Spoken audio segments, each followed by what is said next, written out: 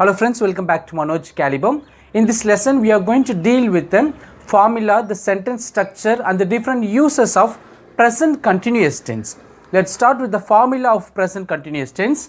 Subject, present tense la ulla be forms போட்டுக்கணும் am, is, are.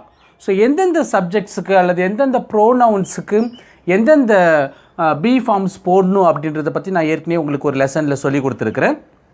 ஐக்கு வந்து am போடணும், he, she, it அது போல் வேறு எந்த சிங்குலர் நவுன்ஸாக இருந்தாலும் is போடணும், we, you, they மற்றும் எந்த ப்ளூரல் நவுன்ஸாக இருந்தாலும் are போட்டுக்கலாம். ஓகே, are போட்டுக்கலாம். Plus v1, okay, root form of the verb plus ing. இந்த ing ஃபார்ம் ஆஃப் த வேர்பை நம்ம present participle form of the verb அப்படின்னு சொல்லலாம். இப்போ பாருங்கள், ஐன்றது சப்ஜெக்ட். ஸோ ஐன்றது சப்ஜெக்ட். ஆம், ஐக்கு என்ன பி ஃபார்ம் வரும்? ப்ரெசன்ட் டென்ஸில் ஆம் வரும். ஸோ அதுக்கு அடுத்தது வேர்ப் ஒன் ஸ்பீக் போட்டாச்சு. Okay, speak plus ing, speaking. So I am speaking அப்படின்னா நான் பேசிக்கொண்டு இருக்கிறேன்.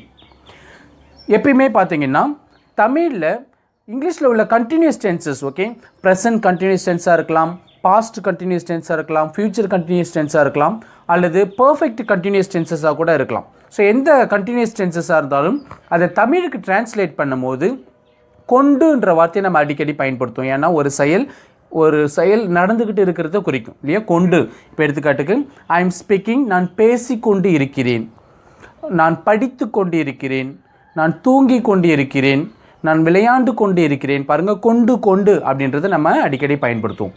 ஆனால் பேச்சு வழக்கில் பார்த்திங்கன்னா நம்ம கொண்டுன்றதை பயன்படுத்த மாட்டோம்.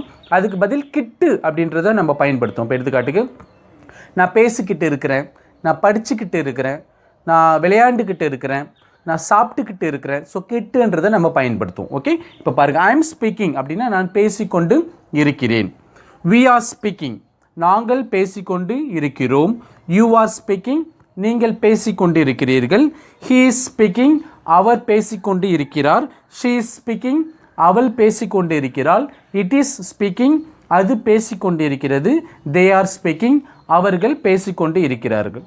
இப்போ இந்த ப்ரோனவுன்ஸ் இருக்கு இல்லையா, ஹீ, ஷி, இட், அதுக்கு பதில் நம்ம வேறு ஏதாவது ப்ராப்பர் நவுன்ஸ் அல்லது நவுன்ஸ் போட்டாலும் போட்டுக்கலாம். இப்போ எடுத்துக்காட்டுக்கு சிங்குலர் நவுன்ஸ் ஏதாவது போட்டுக்கலாம்.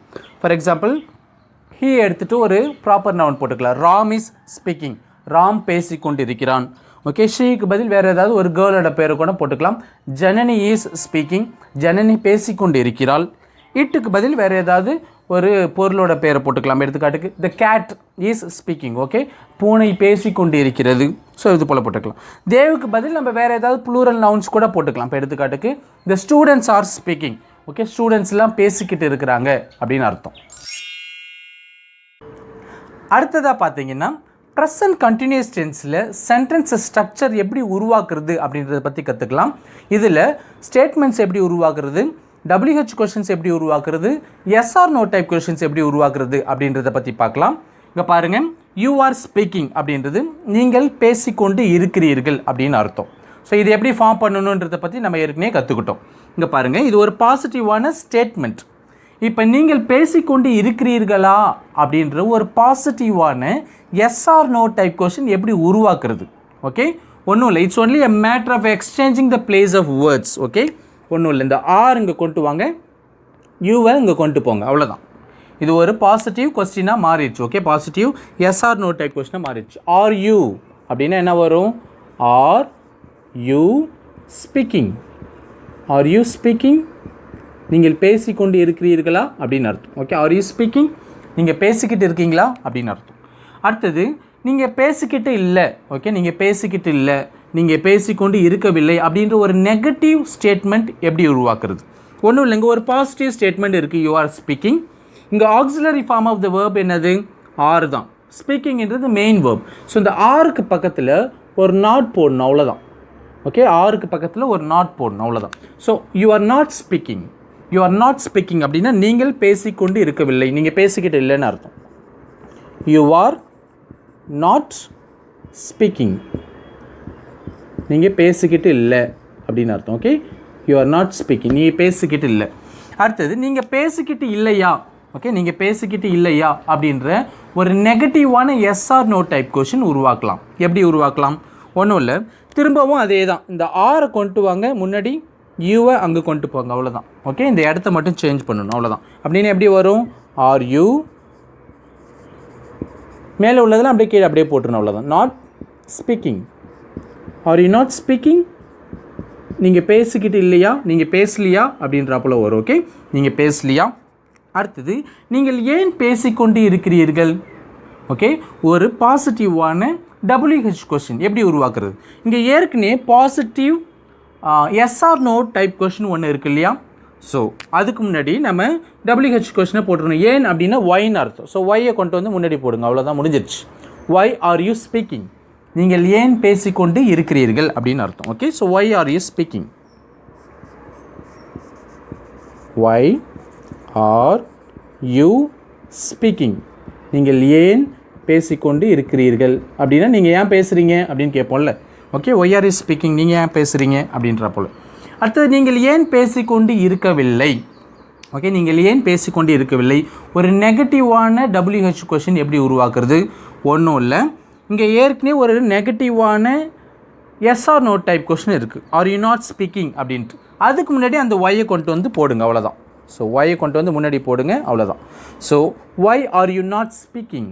Y are you not speaking? Okay, நீங்கள் ஏன் பேசிக்கிட்டே இல்லை? Why are you not speaking?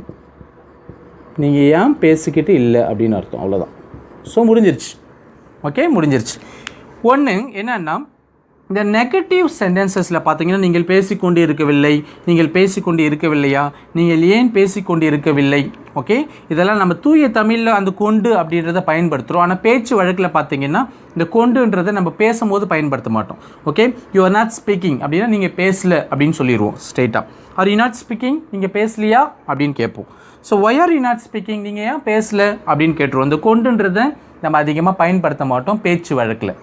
அதே போல் தான் இங்கே பாருங்கள், யூ ஆர் ஸ்பீக்கிங், நீங்கள் பேசிக்கொண்டு இருக்கிறீர்கள். R you speaking? நீங்கள் பேசிக்கொண்டு இருக்கிறீர்களா? யூ ஆர் நாட் ஸ்பீக்கிங், நீங்கள் பேசிக்கொண்டு இருக்கவில்லை. Are you not speaking? நீங்கள் பேசிக்கொண்டு இருக்கவில்லையா? Why are you speaking? நீங்கள் ஏன் பேசிக்கொண்டு இருக்கிறீர்கள். Why are you not speaking? நீங்கள் ஏன் பேசிக்கொண்டு இருக்கவில்லை. இதே ஸ்ட்ரக்சர் தான் ஐலேருந்து ஆரம்பித்து இதே வரைக்கும் எல்லா ப்ரோனவுன்ஸுக்கும் அல்லது எல்லா சப்ஜெக்ட்ஸுக்கும் சென்டென்சஸ், கொஷின்ஸ், ஸ்டேட்மெண்ட்ஸ்லாம் ஃபார்ம் பண்ணலாம். மூணாவதாம் ப்ரெசன்ட் கண்டினியூஸ் டென்ஸோட டிஃப்ரெண்ட் யூசஸ் என்னென்ன அப்படின்னு பார்க்கலாம். ஃபர்ஸ்ட் ஆஃப் ஆல், நம்ம ப்ரெசன்ட் கண்டினியூஸ் டென்ஸ் அப்படின்னாவே ஒரு செயல் ப்ரெசண்ட்டில் கண்டினியூஸாக நடந்துக்கிட்டு இருந்துச்சுன்னா அதை எக்ஸ்ப்ரெஸ் பண்ணுறதுக்கு நம்ம ப்ரெசன்ட் கண்டினியூஸ் டென்ஸ் பயன்படுத்தலாம். We use present continuous tense to talk about something going on at the time of speaking. அதாவது நம்ம பேசிக்கிட்டு இருக்கிற அந்த சமயத்தில் ஒரு செயல் நடந்துக்கிட்டு இருந்துச்சுன்னா அந்த செயலை நம்ம present continuous tenseல எக்ஸ்ப்ரெஸ் பண்ணுவோம். For example, I am writing an email to my friend. நான் என்னோடய ஃப்ரெண்டுக்கு ஒரு இமெயில் எழுதிக்கிட்டு இருக்கிறேன். ஸோ இந்த ஸ்டேட்மெண்ட்டை நான் சொல்லும் போது actually I am writing an email to my friend. Okay, அதே போல் பாருங்கள், my mother is knitting a sweater for me. எங்களுடைய அம்மா எனக்காக ஒரு ஸ்வெட்டர் பின்னிக்கிட்டு இருக்கிறாங்க. ஸோ இந்த ஸ்டேட்மெண்ட்டை நான் சொல்லும் போது my mother is actually knitting a sweater for me. Okay, எங்கள் அம்மா எனக்காக அந்த ஸ்வெட்டரை பின்னிக்கிட்டு இருக்கிறாங்க. He is taking a walk in the park. அவர் பார்க்கில் வாக் பண்ணிகிட்டு இருக்கிறார். What are you doing? நீங்கள் என்ன பண்ணிக்கிட்டு இருக்கிறீங்க. What's happening? என்ன நடக்குது. இது போல் நம்ம பேசும்போது ஒரு செயல் நடந்துக்கிட்டு இருக்குன்னா அந்த செயலை நம்ம ப்ரெசன்ட் கண்டினியூஸ் டென்ஸில் எக்ஸ்ப்ரெஸ் பண்ணலாம். Secondly, we use present continuous tense to talk about future events already decided, arranged and scheduled. அதாவது ஃப்யூச்சரில் நடக்க போகிற ஒரு ஈவெண்ட் நம்ம முன்கூட்டியே டிசைட் பண்ணிட்டோன்னா அல்லது அரேஞ்ச் பண்ணிட்டோன்னா அல்லது ஷெட்யூல் பண்ணிட்டோன்னா அதை எக்ஸ்ப்ரெஸ் பண்ணுறதுக்கு நம்ம ப்ரெசன்ட் கண்டினியூஸ் டென்ஸை பயன்படுத்தலாம். இப்போ எடுத்துக்காட்டுக்கு, I am going to the library tomorrow. நாளைக்கு நான் லைப்ரரிக்கு போகிறேன் அப்படின்னு அர்த்தம். ஸோ நாளைக்கு தான் போகிறேன், ஆனால் நாளைக்கு போகணுன்றதை நான் முன்கூட்டியே டிசைட் பண்ணதால் நம்ம ப்ரெசன்ட் கண்டினியூஸ் டென்ஸில் எக்ஸ்ப்ரெஸ் பண்ணலாம். All my friends are coming to my party next week. அடுத்த வாரம் என்னுடைய ஃப்ரெண்ட்ஸ் எல்லாமே என்னோடய பார்ட்டிக்கு வராங்க. அடுத்த வாரம் தான் வராங்க. பட் இருந்தாலும் முன்கூட்டியே அரேஞ்ச் பண்ணதால் அல்லது டிசைட் பண்ணதால் நம்ம ப்ரெசன்ட் கண்டினியூஸ் டென்ஸில் சொல்லலாம். We are taking our cousin to the zoo later today.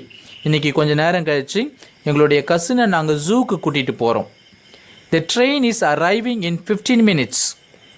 Train இன்னும் 15 நிமிஷத்தில் வந்து சேரும். ஸோ இன்னும் வரல, இன்னும் 15 நிமிஷத்துக்குள்ளே வந்து சேரும்.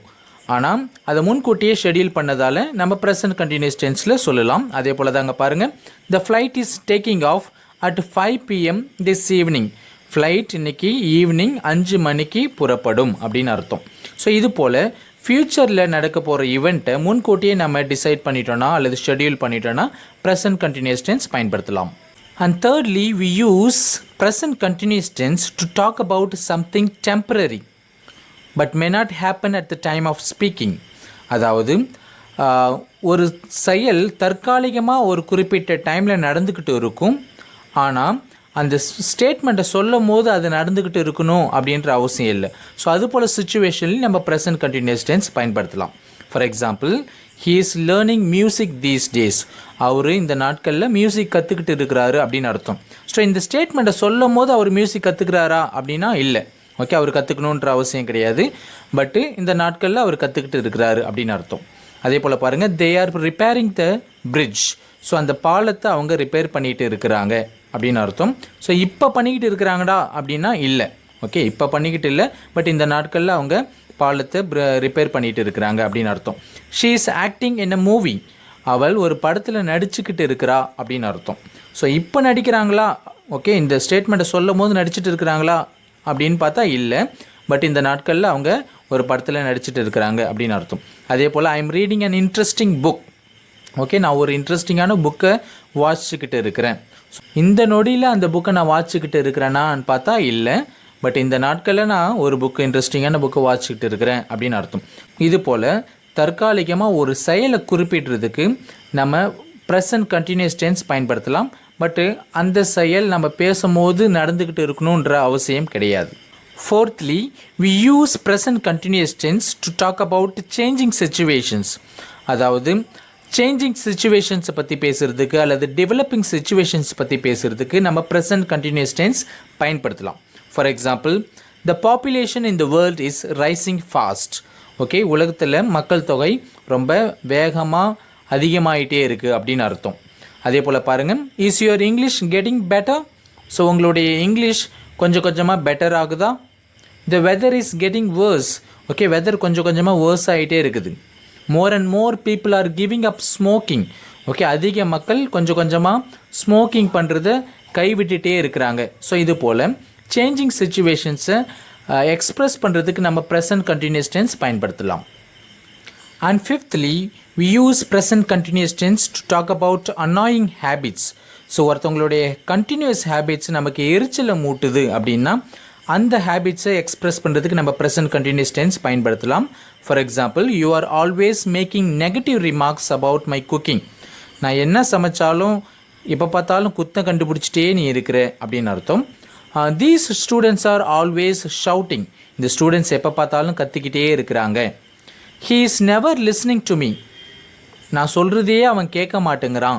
Arjun is continually failing in the exams. Okay, Arjun எப்போ பார்த்தாலும் எக்ஸாமில் ஃபெயில் ஆகிட்டே இருக்கிறான் அப்படின்னு அர்த்தம். இது போல் அன்னாயிங் ஹேபிட்ஸை எக்ஸ்ப்ரெஸ் பண்ணுறதுக்கு நம்ம ப்ரெசன்ட் கண்டினியூஸ் டென்ஸ் பயன்படுத்தலாம். ஸோ இதில் இன்னொரு விஷயம் நம்ம நோட்டீஸ் பண்ண வேண்டியது என்னது அப்படின்னு பார்த்தீங்கன்னா, அங்கே பாருங்கள், எல்லா ஸ்டேட்மெண்ட்ஸ்லேயும் ஒரு அட்வர்ப் ஆஃப் ஃப்ரீக்வன்சி வந்திருக்கு. Always, always, never, continuously. இது போல் ஸ்டேட்மெண்ட்ஸ்லாம் அட்வர்ப்ஸ் ஆஃப் ஃப்ரீக்வன்சி நம்ம பெரும்பாலும் பயன்படுத்துவோம். ப்ரெசன்ட் கண்டினியூஸ் டென்ஸ் கற்றுக்கும் போது நம்ம இன்னொரு விஷயத்தை கட்டாயமாக ஞாபகம் வச்சுக்கணும். சில வேர்ப்ஸை நம்ம கண்டினியூஸ் டென்சஸில் பயன்படுத்த முடியாது. அந்த வேர்ப்ஸ்லாம் என்னென்னா ஸ்டேட்டிவ் வேர்ப்ஸ் அப்படின்னு சொல்லுவோம். ஸோ ஸ்டேட்டிவ் வேர்ப்ஸ் அப்படின்னா என்னது? ஸ்டேட் வேர்ப்ஸ் டிஸ்கிரைப் அ கண்டினியூங் ஸ்டேட். ஸ்டேட் வேர்ப்ஸ்லாம் பார்த்திங்கன்னா ஒரு தொடர்கின்ற ஒரு நிலையை தான் குறிக்கும். ஸோ அதனாலேயே அந்த வேர்ப்ஸில் நம்ம கண்டினியூஸ் டென்ஸில் பயன்படுத்த மாட்டோம். State verbs describe a continuing state.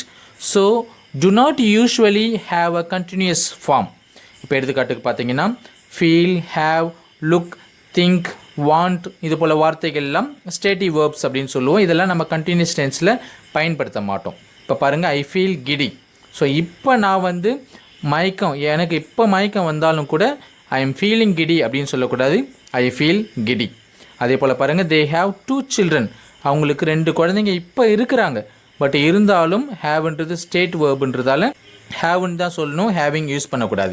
He looks handsome, அவர் பார்க்குறதுக்கு அழகாக இருக்கார், இப்போ பார்க்குறதுக்கு அழகாக இருக்கார். ஸோ இருந்தாலும் ஹீ இஸ் லுக்கிங் ஹேண்ட்ஸம் அப்படின்னு சொல்லக்கூடாது, ஹீ லுக்ஸ் ஹேண்ட்ஸம் அப்படின்னு தான் சொல்லணும். அதே போல் I think she likes me, அவளுக்கு என்ன பிடிக்கும் அப்படின்னு நினைக்கிறேன். ஸோ இது போல் இந்த ஸ்டேட் வேர்ப்ஸ் எல்லாம் நம்ம கண்டினியூஸ் டென்ஸில் பயன்படுத்தக்கூடாது. இதை பற்றின ஒரு டீட்டெயிலான லெசன் நான் தனியாக உங்களுக்கு போடுவேன், அப்போ பார்க்கலாம்.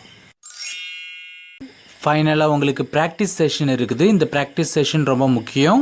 ஏன்னா நம்ம எவ்வளோ தான் கிராமர் கற்றுக்கிட்டாலும் ப்ராக்டிஸ் பண்ணலைன்னா வேஸ்ட். ஸோ அதனால் பார்த்தீங்கன்னா உங்களுக்கு ஐலேருந்து ஆரம்பித்து தே வரைக்கும் உள்ள எல்லா ப்ரோனவுன்ஸுக்கும் உங்களுக்கு 6 டைப்ஸ் ஆஃப் சென்டென்சஸ் கொடுத்துருக்குறேன். Positive statement, negative statement, positive yes or no type question, negative yes or no type question, positive WH question, negative WH question. ஒவ்வொரு ஸ்லைடையும் பாஸ் பண்ணி இன்றைக்கி அட்லீஸ்ட் 5 முறையாவது ப்ராக்டிஸ் பண்ணுங்கள். I'm sure you'll have a better knowledge of present continuous tense.